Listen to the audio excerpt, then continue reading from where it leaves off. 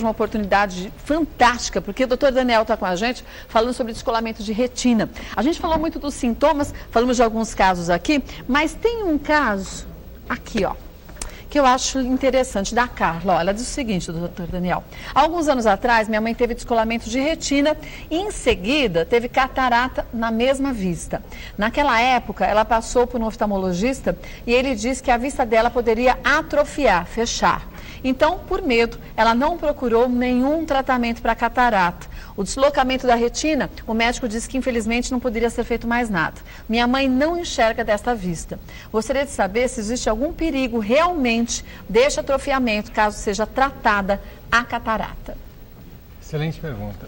Se o descolamento persiste, como o colega disse, que não há como corrigi-lo, operando essa catarata, muito provavelmente o olho realmente vai a uma atrofia bulbar e fica esteticamente inviável. Por isso, muitas vezes você preserva o cristalino.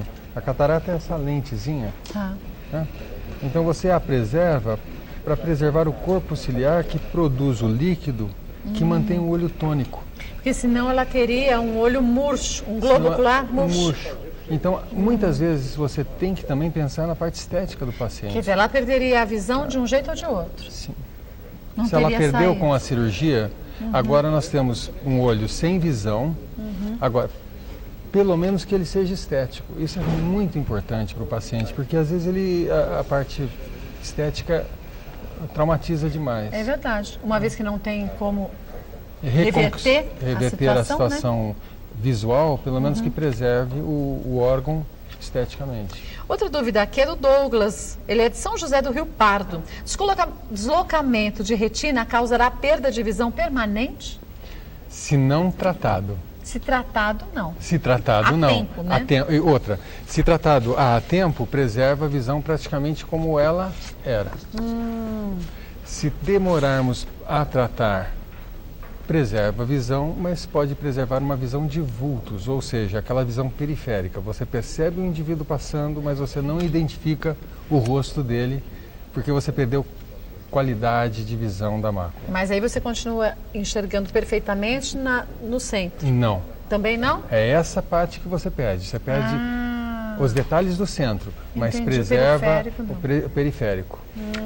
Outra dúvida aqui é da Nayara, daqui de São Paulo. Descolamento de retina tem algum sintoma? Tem alguma relação com o grau que a pessoa usa? Há alguns dias senti uma dor atrás do olho e tenho 8 graus de miopia. Então, o olho míope, por ser um olho longo, o olho hipermétrope é um olho curto. O míope é um olho longo, ele tem mais tendência a descolamento de retina.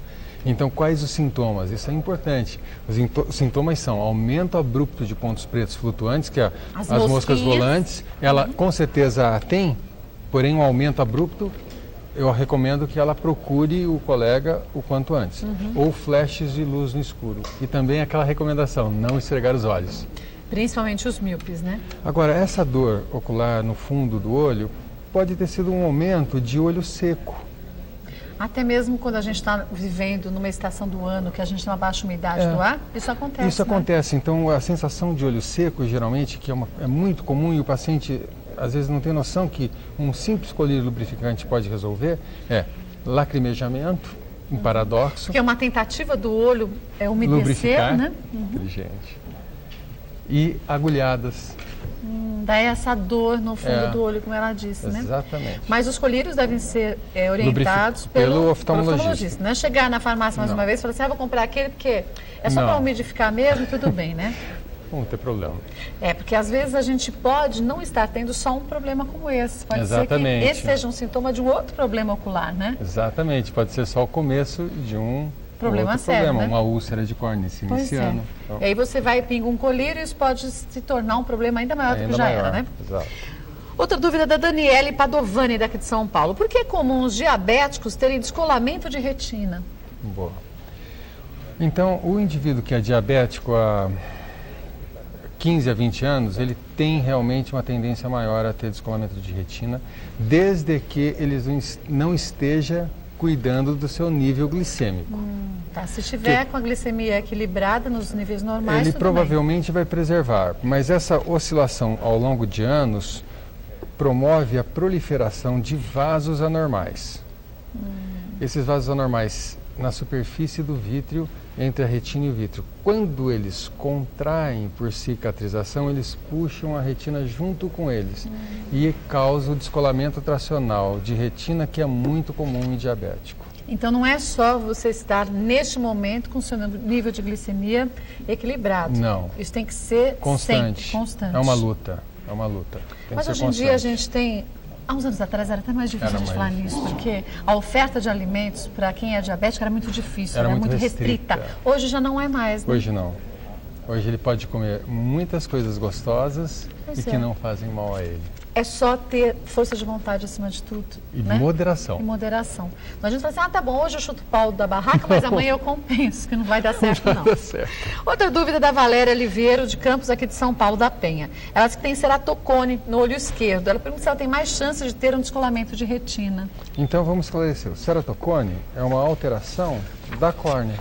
Então, cone, ela forma um cone na córnea, ela não tem uma superfície suave. Ela fica pontiaguda. Pontudinha. Isso. Então, não tem um direto relacionamento com a retina, a não ser que ela seja uma paciente míope. Volta naquela nossa conversa. Tá. Os míopes têm uma maior tendência a descolamento de retina, portanto, eles devem ser examinados com mais frequência. Maior frequência. A gente falou da hereditariedade, que também é importante. Sim. Dá para a gente perceber muito cedo se a pessoa vai ou não ter um problema como descolamento de retina ou não? Quer dizer, por exemplo, um adolescente, uma vez que sabe que seus pais e avós têm esse problema, fazendo acompanhamento, mesmo com uma pequena alteração, já se percebe no exame de fundo de olho se pode já entrar com o tratamento adequado? Sim. Então, se o indivíduo tem uma história de descolamento de retina familiar, como uma criança um dos exemplos, uma criança que eu tratei os 2 olhos dele aos 12 anos de idade com descolamento de retina. Graças a Deus, hoje ele joga bola, faz tudo direitinho. Mas porque os pais foram rápidos, né? Os pais foram rápidos. Agora, eu examinei os pais e os irmãos. A mãe apresentava lesões, então foi feito tratamento preventivo para a mãe. E para o irmão os irmãos da mãe também os tios foram examinados e 2 deles apresentavam lesões. E não sabiam? E não sabiam, foram tratados. Então, essa é a vantagem da prevenção. Porque a separação do vítreo, ela não é uma coisa programada, vai separar tal dia. Em mim pode ocorrer aos 40, em você aos 60, Sim. E naquele indivíduo aos 23 anos. Já que a gente não tem um relógio que determine, biológico, né? determinante. Então, volta aquele pontinho. Os sintomas. Aumento abrupto de pontos pretos, o flash de luz. Se a gente conseguir transmitir isso à população, já é um fator bom passo, né? positivo. Aqui a gente tem outra dúvida, deixa eu ver de quem é. Ela diz que é artesã. Cida, gostaria de saber se o descolamento de retina já tem alguma solução quando a pessoa já perdeu a visão devido a esse problema. E a doença de IALS? IUS, é. IUS, é a doença da retina? Sim, é uma doença sistêmica que causa consequências à retina, como diabetes. Totalmente diferente. IUS é uma inflamação, mas ela causa inflamação vascular retiniana, nos vasos retinianos, e com isso, exudação, proliferação de tecido e pode causar descolamento de retina. Agora, o indivíduo que já apresentou descolamento de retina e perdeu, infelizmente, a acuidade visual pelo descolamento, dificilmente nós médicos conseguiríamos devolver visão a ele. Então não tem como. Hoje em dia existem essas técnicas com chips, esses chips retinianos, mas o nervo óptico ele tem que estar íntegro. Se então, ele ficou por exemplo, flácido, se o nervo está atrófico, ele não conduz mais a imagem. E aí não Agora, adianta. se a retina está atrófica, porém o nervo saudável, você pode ainda tentar dar um pouquinho de visão para o paciente com um chip intraocular. Mas são poucos os São casos. pouquíssimos casos de indicação.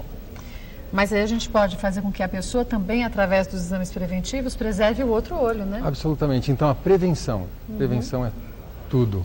Para tudo, né? É para tudo. E o tratamento vem na consequência. É verdade. A última pergunta, não que não tenham chego outra, gente, é que o nosso tempo já está chegando ao fim. A Daniele diz o seguinte, por que é comum os diabéticos terem esse descolamento de retina?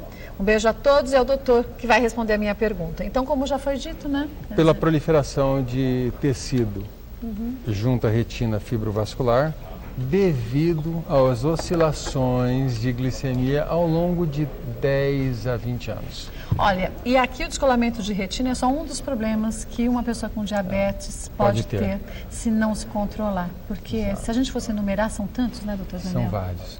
E o diabético, ele tem uma luta constante, mas olha, se ele seguir as orientações, praticar uma atividade física.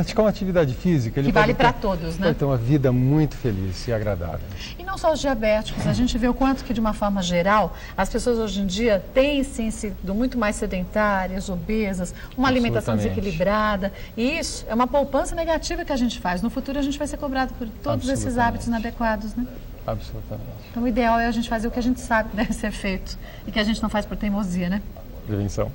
Sempre. Doutor Daniel Madeira, que é oftalmologista, claro que volta mais vezes ao programa. Vou deixar vocês o e-mail dele, que é dmad@terra.com.br. Queria agradecer demais a sua participação e espero em outras oportunidades. Obrigado. Obrigada mesmo.